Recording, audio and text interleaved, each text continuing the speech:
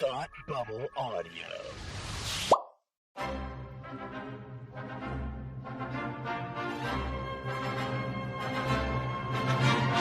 Look, up in the sky! You will never find the more wretched hive of scum and villainy. Welcome to Beer with Geeks with Tim and Frank. Who are you? I'm Batman. I am Iron Man. Your friendly neighborhood Spider-Man. Hi, Christopher. I'm Nero. My name is Inigo Montoya. You're a wizard, Harry. A couple of guys with a couple of beers and a whole lot of pop culture nostalgia. Make it so, number one. Ladies and gentlemen, the Beatles. Named the dog Indiana. Life finds a way. I am serious. And don't call me Shirley. Now sit back and crack open a cold one, because it's time for Beer with Geeks. It comes in paints? Shaken, not stirred. Great Scott! I was way off. I knew it started with an S, though. Hi, and welcome to Beer with Geeks, where two guys geek out with beer. I'm Tim. And I'm Frank. And today's beer of choice is still Innocent Gun. All right, we know about that. Yeah, what about that and why? Because we literally paused the podcast to make this a two-parter. Last week's podcast ended 1 minute ago in our time. Yeah, I'm still working on the same beer. As am I. To continue my rant. Still talking Daredevil. Still talking Daredevil. This is a very jarring beginning. We're just right? like already jolly. Just like, welcome to Whoa, it. Hey, welcome back to last week. It only goes up from here. I haven't even finished my first beer. So if you're just joining us, Tim was talking about how much he loves the British, and he had a thought about Wilson Fisk. I did. Wilson Fisk is a rather British name. It really is. Yeah, that is true. It is a rather British name. Yeah. So Wilson is a likable guy. Yeah, he is. Show. Yeah. He's a little shy, which is a totally new take on the character than anything I've ever seen. Yeah, which I really liked, actually. I really enjoyed that. He's usually so, like, one-sided and just like, I am a giant bald man and I'm not afraid of anything. Are you talking about yourself or are you talking about Wilson Fisk? Yeah, nope. That's definitely nope. Nope. I don't know what that's like at all. No idea what that feels like. Like Michael Clark Duncan was... He was a big, bald, I'm not afraid of anything man. Right. And that's good because that Lex Luthor. That's exactly what he is. He is a fat Lex Luthor, which I mean, Lex Luthor even used to be fat. That's true. That's true. So they That's were true. really of the same kin, cut from the same cloth, almost literally. Yeah, no, it was a very large cloth. Yeah, their clothes were like they went to the same tailor. Yeah, they had to. I mean, no big and tall store is going to have. Yeah, I mean. No. Kingpin traditionally in the comics is like 400, 500 pounds of massive man. Did they ever call him Kingpin in this series? If they did, I missed it. No, they didn't. They didn't, right? They didn't. The closest you get is when Ben Urich is doing his card, question conspiracy cards. thing. Yeah. He's the Kingpin is the king. The king. Diamonds. Yes. Yeah. But no, he's never called the Kingpin. That's what I thought. Yeah. Which he's never really technically the Kingpin. Yeah. He's never really fully in charge. He's like working his way up to it, but he's got That's true. He's got partners. That's true. Yes. So by that standard, he really isn't the Kingpin. That's true. He hasn't made it yet. That's true. Yeah. But aside from the fact that he was chopping off people's heads and bashing his bashing in his dad's head with a hammer and that was nuts. That was nuts. I gotta say, the kid who they cast to play young Wilson Fisk was really good actor. Really good. Yeah. And I think that they really did a good job of having adult Wilson Fisk have the same kind of shyness. Like they did a really good job of making it like showing him growing up, but like having the same traits and having the same shyness, the same like just an inability to talk to somebody. Yeah, I agree. Yeah. His story really intrigued me. Starting with Rabbit in the Snow, like he's basically staring at a painting, contemplating his aloneness, like how alone in this world he is. Yes. Only to turn to his side and see the person that he no longer wants to be alone with. Like he no longer wants to be alone because of this woman. Yes. Contemplating how he is alone, only to turn and realize that he doesn't need to be alone. And for a shy man, he's clearly a very decisive man. But I loved how he is this guy that like you do not speak his name. He's very Voldemort in that way. We do not say his name. And then you get to that place where everyone is just like Fisk, this guy, and they blame the wife or they blame Vanessa. They blame his girlfriend, Superman's mom. Oh, you didn't know that was her? That all just came together. Yep. And you were like, that whole time. I was like, her accent sounds so familiar, and I can't, like, she looks familiar, but like, it was more the accent that I was like, why do I know her voice? That is, Alex Zurer, I think her name is something Zurer. She was Laura in Man of Steel. Yeah, she was. She was also, the name escapes me, but she was Tom Hanks's lady friend in Angels and Demons. She was the doctor lady. Oh, was she? Okay. Yeah. Anyway, not really overly important to this story, but all his cohorts blame her in their own way, but clearly it's Matt. It's really not Wilson. It's undoing, because it's not until Matt Murdock as Daredevil shows up, who they don't even call Daredevil till the end, which makes sense. But yeah, I do like the idea of like the devil part coming from multiple areas, where he's like, Mom always used to say, or Grandma used to say, like, the devil was inside of the Murdoch boys and whatever else, and then the devil of Hell's Kitchen, which I kind of is that from comics? No, I liked that as a temporary nickname. Yeah, I did too. It actually works because of Hell's Kitchen. Yeah, it does. It's clever. Fits. It just fits. It was really clever. I enjoyed it. And then I like Foggy's joke at the end where he's like, sounds like he's gonna like jump a canyon on a motorcycle. It's like, yes, it does. That was good. Yes, it does. That was good. Yeah, it did. Yeah, it reminded me almost of the first Iron Man movie where the paper names him like, who is Iron Man, and he's like, well, actually, it's like a synthetic, titanium alloy. It's not even really iron, but it's like, I like it. I enjoy this. So his shyness, he and the way that he speaks, he almost Vincent D'Onofrio like makes you come to him. Like, I want to know more about who you are, and I almost sympathize with you up until the point in which you kill Ben Urich. Yes. Okay, that was disappointing because I know Ben Urich from the comics, right? And I was like excited, like, oh, okay, yeah, I know this character. Like, I know Ben Urich, like totally. And so I was like, but he's not actually gonna kill him, right? Like, he's not. Oh no, he's actually kept. Oh, he's dead. I really didn't expect him to die. I didn't either. No, when he showed up in his apartment, I didn't expect that to happen. I mean, like, if it was anybody else, I would think so, because it's Ben Urich and it's a character that I know, and as far as I know, doesn't die that way in comics. Ben Urich is still alive. Yeah, that's what I thought. So I was definitely shocked. For those of you who don't know, Ben Urich from the comics is almost like the Lois Lane to the Marvel universe in his own way. Yeah. It's kind of like that reporter goes out, gets the story, intrepid investigative reporter. Yeah, exactly. Yeah, that's Ben Urich. Ben figures out who Matt Murdock is, and Daredevil are the same person in the comics, and like all this hoopla stuff. So I didn't expect him to die. He was a very intriguing character under his own right. That's, I think, one of the reasons the show works. Almost everybody in the show has a history. They're not a one-dimensional character. They have a well-rounded background. You have Ben Urich, whose wife is sick, and this is blah, blah, blah. And you have Daredevil with the blah, blah, blah. And Karen, whose past is a mystery. Mm-hmm. Like, do you think this is the first time I shot somebody? Yes, that was... Like, tell me more about your life, Karen Page. I mean, I know stuff from the comics, so I know where they could take the character. Do you want me to spoil things about Karen Page for you? Not right now. Okay. Not right now. I mean, nothing big. No, like spoilers. But I can't tell you like character traits, who she killed or anything like that. But, but we always talk about like heroes and villains being ripped from the page, and like that's exactly who that is on the page. Yeah, Karen Page is exactly as that is from the page. Nice. It was just really well done. She's one of the more fleshed out characters that you don't really get. Yeah. And the same, as a female side character or a male side character, they tend not to always be fleshed out. She was one of those female ladies that leading ladies. I missed the word. She was one of the leading ladies that kind of did get fleshed out enough. Not always maybe in the greatest way for her or her supporting cast, but she was definitely a well-rounded character. Yeah, yeah.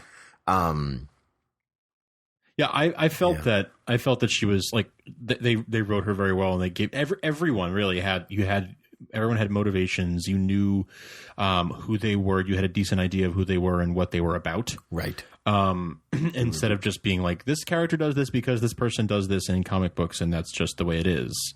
There was a reason for everything. Well, and I think that was good because if you read the comics, they all do have reasons. Yeah. You know, and I think that's what sometimes you miss in a movie, where sometimes you have to get to point C with skipping point B. Yeah. And it's because movies or because comics or whatever. And I think that they just do that. I think that ends up happening because they assume like, well, Superman always gets with Lois Lane, so it's just going to happen. You know, like, whereas here we saw the evolution of people becoming, you know, I mean, in particular, of Matt Murdock becoming Daredevil, but you know, you get to see them become the characters as they are in the comics. That's right. See them evolve, which I really, really enjoyed and appreciated. Mm-hmm. Yeah. Yeah. Well, I mean, they have 13 hours to flesh out one story, whereas sometimes a movie just has 2 hours. Has 2. Yeah. You know, so, you know, you can't, it's that apples and oranges thing. Like I said last episode, or in your case, a half an hour ago. You have to make allowances, and so therefore you can't really compare them drastically. Right. And so, because in a movie, like we did have a Daredevil movie, and he never once had the blank costume. He was already called Daredevil. Yep. He was all of these things, and you never really found out, like, how do those billy clubs work exactly, Daredevil? Like, who got that for you? Who made that? How did you, you know, actually, even in the movie, let's talk about Stick for a second. Oh, yeah. Because, you know, Clint Eastwood there. Yeah. Robert Durst. He reminded me so much of Robert Durst. It was scary. It was actually very Robert Dursty. I was just expecting, like, it was, his eyes were black. It would have been a little too much, too close for my liking. Too close for comfort. Too close for comfort, yeah. But, like, if you talk about the film, then you say, oh, you know, he trained himself. Good for him. You know, it's Scott Glenn, not Carradine. Sorry. Wait, really? It's Scott Glenn. Okay. Yeah. It's basically Clint Carradine, you know. Yeah. It's Robert Durst, okay. Yeah. Actually, Stick in the comics is even a bigger jerk than he was in the show. Yeah. Like, if you thought Stick was a jerk in that one episode, read a comic with him. They toned it down. Oh, my God. Yeah. He's almost likable. Yeah. It's crazy. He's awful to Matt in the books. It's really awful. And so, yeah, I mean, he did have some emotion. Like, he kept the bracelet that he made for him and stuff. Like, I imagine that is something that's toned down. That's a show thing. Besides, but yeah. I mean, I figured, but I'm saying that kind of a moment where he like was sentimental, right? Seems like if you're saying they tone it down, that is an example of something where they. Well, what I liked about Daredevil as a comic fan, which like you might not even get because you're not as big of a Daredevil fan as me. There's so much subplot that you feel might not have been resolved, but only because I know exactly where they're going with it. Like, there's this whole thing where Nandu, the Japanese mob guy, and he's a samurai, he's a ninja. And all that at one point, and you're like, okay, so he's fighting a ninja now, sweet. Mm-hmm. Which is, you can't have a Daredevil story without a ninja. That's classic Daredevil. But there's a scene in the pilot, and then they keep talking about them wanting. No, we want this land in Hell's Kitchen. We want these plots. Which is part of their big thing.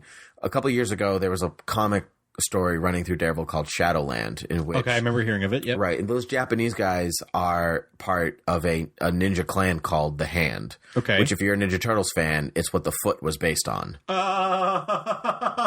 Okay. Yeah. Actually, it's all coming together. The Ninja Turtles origin was heavily influenced by Daredevil. Because when Ninja Turtles came out in the 80s, Daredevil was like the thing to read. And so that was the Frank Miller era. Yeah. What's hanging on the wall over there. Right. So that's like in the like the toxic chemical and the ninjas and that's all Daredevil right there. And so this thing called Shadowland, which they basically established a giant building filled with ninja terrorists in the middle of New York, and they legally own the property, so there's really nothing you can do about it.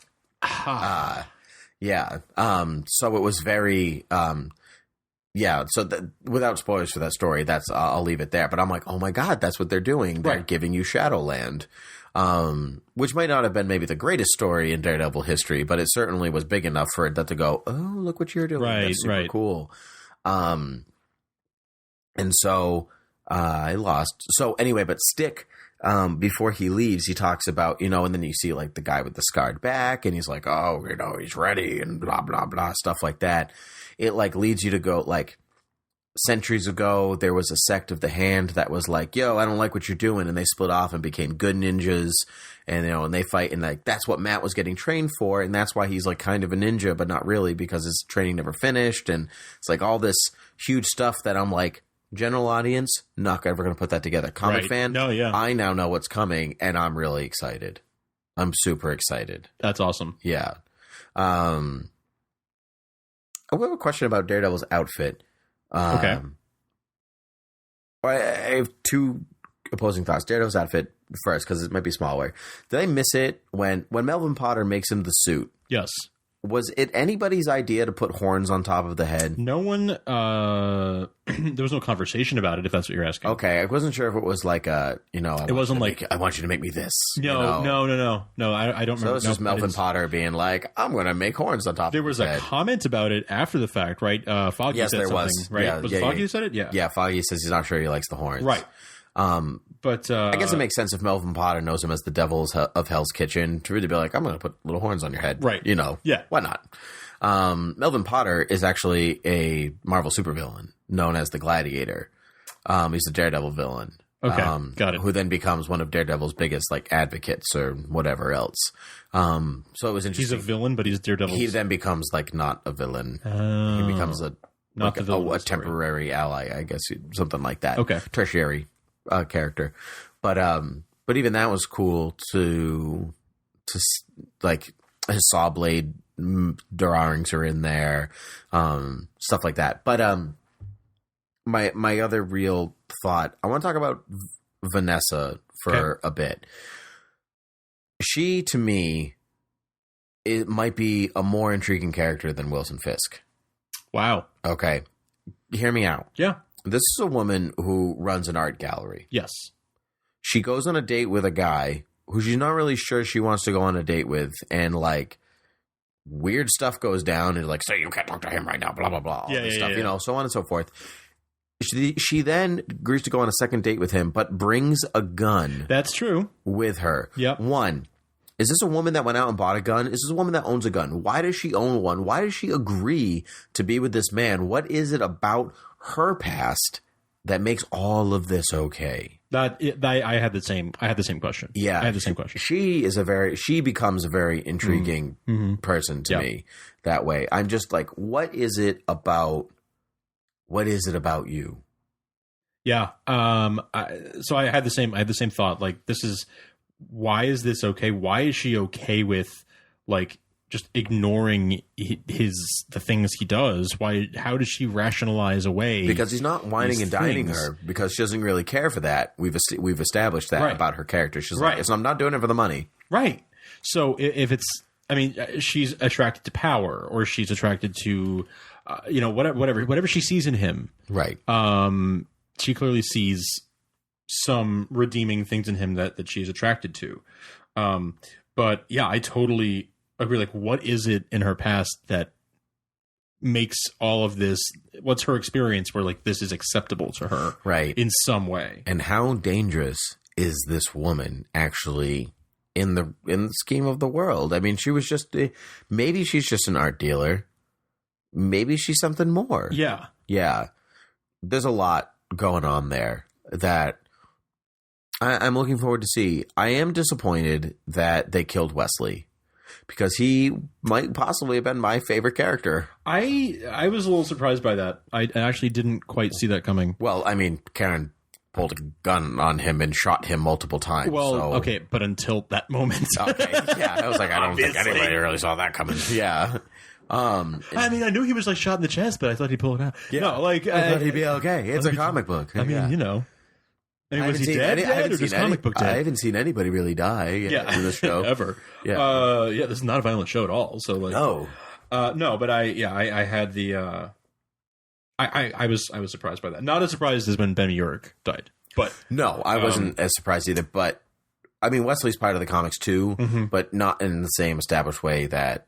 He's not the same way that Ben Urich is. Ben Urich traces all books, whereas Wesley is very contained to Daredevil, but he was a very intriguing character in of himself, and the friendship that he had with Wilson was almost very heartbreaking in its own way, because even he was kind of like, I care about you very deeply, and I'm your friend, and I'm your employee, and all this stuff, and this is kind of new territory for us right now. And so, yeah, it was really, I really felt for Wilson at that moment. Even by the end of the show, where Wilson's sitting there in prison in his white, by the way. That's right. That's right. Yeah.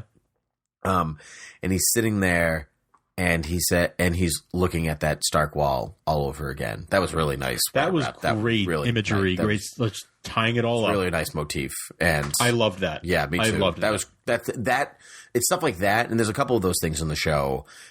That Matt in his confessional, stuff like those things are what made it that quality writing. Yeah.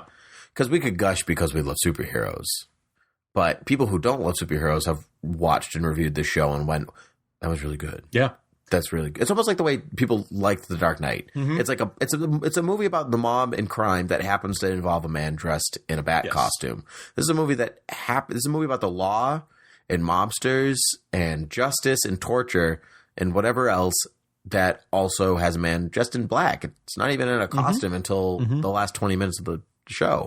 Yeah. So everyone has been raving about this show. Like you said, even people who are not comic book people have been just saying this is a really good show. On my way over here, I took a train to get here.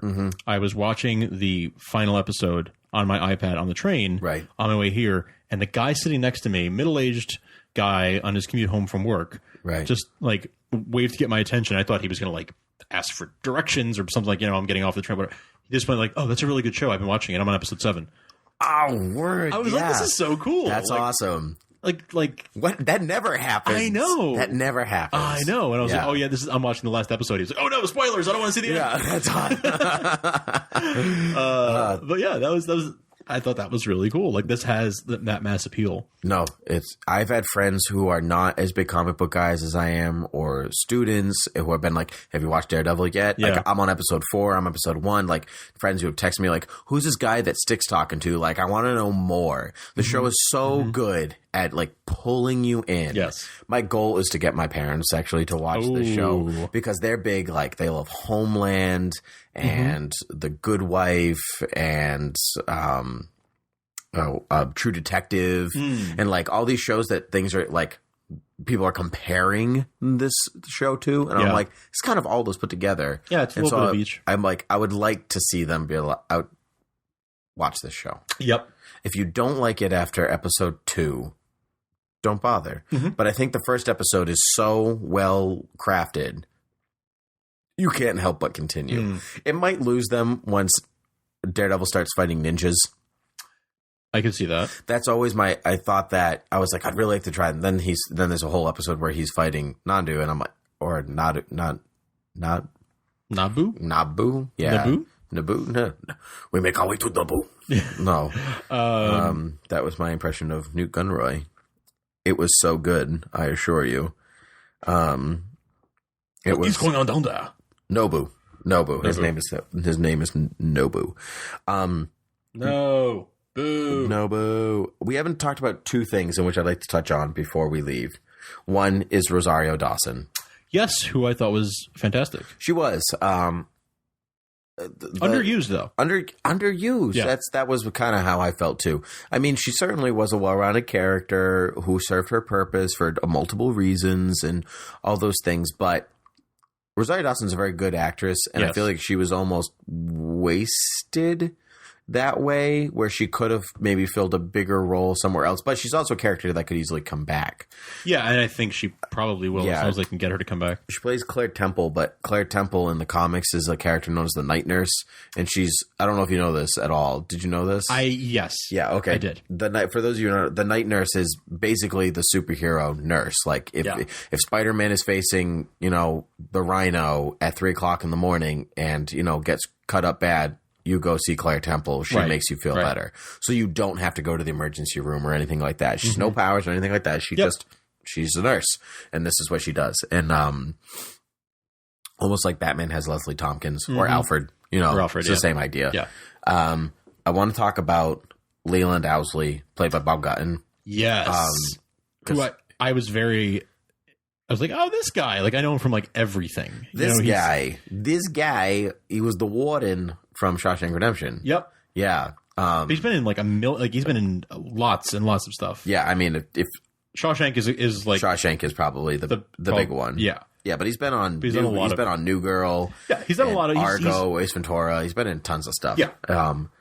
But he is a tremendous actor, and he plays a character who is one of the first people Daredevil have faced, the Owl, who clearly doesn't fly in this show. Yeah, that's pretty clear. Spoiler, drop down an elevator shaft. Awesome. Womp womp. Womp womp. But I thought this show just, like I said, every character intrigued me. Like, when they stopped talking, somebody else started talking. Oh, I want to know more about you, and I want to know more about you, and I want to know more about you. And even though there's 13 hours of this show, I want to know more. Mm-hmm. And that's sign of good television. Yes. Really, really good television. And actually, Madame Gao was awesome too. Mm-hmm. She was a general in her own right. So she was a great character. Yeah. I was just very frustrated about subtitles every time she was on screen until like the last couple episodes. It was just the entire conversation. Like, in fact, I do. Which language do you speak? She's like, I speak all of them. But that's a smart lady. That's a smart tactic. Absolutely, yeah. Absolutely. Like in the story, I absolutely get it. And it was realistic, like that for once, instead of like, let's just pretend this conversation's happening in English, or like, let's just have this person know some broken English or whatever. It was great. And it was great to see Wilson Fisk speaking her language. But it was a very interesting way of speaking Chinese. I couldn't because he was his own broken way of talking. Yes. Yeah. And you know a little Chinese, so you would know that. Yeah. I wouldn't know that. It's very interesting. But I just found it so frustrating to have to like read subtitles, and it's like, are you not a subtitle guy? I don't mind it if I know, like if I'm watching a foreign film, I'm like, okay, cool, I'm going to watch a foreign film and read the subtitles, or movie, whatever. But like having it be like a scene in the middle of a show that's normally entirely in English, and then have like entire scenes where they only speak Chinese was a little jarring and just like, I don't know, hard for me. I was partly like doing other things while I was watching this. That's why. So all of a sudden you have to stop. Like, now I have to stop what I'm doing and go and turn, read the subtitles, and then I can go. Oh, see, this is a show I sat, and I usually do other stuff too, but I literally sat on my couch. Yeah, I mean, and stared at the screen in the interest of watching this as quickly as possible. To binge it, like I was doing, doing other things that I needed to do while I was watching. Yeah, see, I planned my schedule around this. I got all the other stuff done. I was ready. But that's the mythical hero, love of Daredevil that I had that I talked about earlier. I wouldn't do that with everything. Yeah. Like, I might not do that. Jessica Jones is the new one that's cut. The next one in this. For those of you who don't know, Daredevil is part of a planned like little Netflix series. They're doing Daredevil and then something called Jessica Jones, in which it's about a superheroine who retired, who had decided not to do that anymore, becomes a private eye instead. And then they're doing Luke Cage, which is like a defender of the streets, like strong, invincible black man. He's cool, just a cool guy. It's almost like Shaft. He's basically Shaft. Mm-hmm, yeah. And then Iron Fist, which is the most ninja, like kung fu, Jackie Chan-ish type kung fu 70s movie that you could. That's the major influence for the character. But to go back to Madame Gao, might be one of his major villains, they say, because she's like, where's your home? She's like, it's quite further. Oh, yes. Again, the comic fan in me goes like, oh, is that this place? Or this place? Yeah. And so they're saying that she could be one of these other characters. Interesting. Which would be nice to bring them all together. But then they're doing, if all of these are successful, which Daredevil potentially proves that they all could be, they do a Defenders movie, which is like a street level Defenders. Yep. Which is, for my money, Shadowland. Right. Which I said earlier. So, yeah. So I dominated this. Well, this is your turf. This is your turf, so I'm glad you did. Yeah, it's Hell's Kitchen is my turf. That's right. Yeah. We've been to Hell's Kitchen plenty of times. Which is somewhere in Brooklyn or Queens, apparently. We've been to Hell's Kitchen plenty of times. I actually we were talking about that, and I Google mapped it, and I was like, I was looking around, I'm like, no, they got a lot of it like ish right. Yeah, I mean, we talked about the frozen nature of you can't go to Real Hell's Kitchen and make it look gritty anymore. Yeah, I mean, you can go to parts of it and certainly make it look gritty. Like you walk in near the Javits and you know, like there are sections where you're like, okay, I can see that's that. Hardly Hell's. I mean, that's like technically Hell's Kitchen, but that's not like really Hell's Kitchen. But it is technically Hell's Kitchen. You can't go into the middle of Central Park and be like, well, this isn't really Central Park. It's like kind of technically Central Park. Well, no, that's different. That's different. But yeah. The zoo isn't technically Central Park because it's Central Park Zoo. Well, okay. Never mind. I won't get into that debate with you. But no, I know what you mean. I'm just being sassy. I know exactly. Daredevil's advocate, you might even say. Boom. That was good. All right. That was really good. On that note, any final thoughts before we close? Yeah, if you're interested in learning more, you can tweet at us at Beer with Geeks. You can email us at beerwithgeeks@gmail.com. You can Facebook us at facebook.com/beerwithgeeks. Or you can... I don't know where you're going with this, but you can do lots of stuff. You could do lots of stuff. You could... Just leave us a review on iTunes. There it is. You could leave if you want to know more. Leave us a review on iTunes. If you want to know more, I will see your review and then I will tell you more. I will find you. I will kill you. I don't know why my Liam Neeson. I don't know where that came from. Slightly Spanish. It's more Antonio Banderas. Right. Liam Neeson. Let's wrap this up. I don't know what's happening. This Innocent Gun was good. 7.4% alcohol. And feeling every percent. Cheers. Cheers.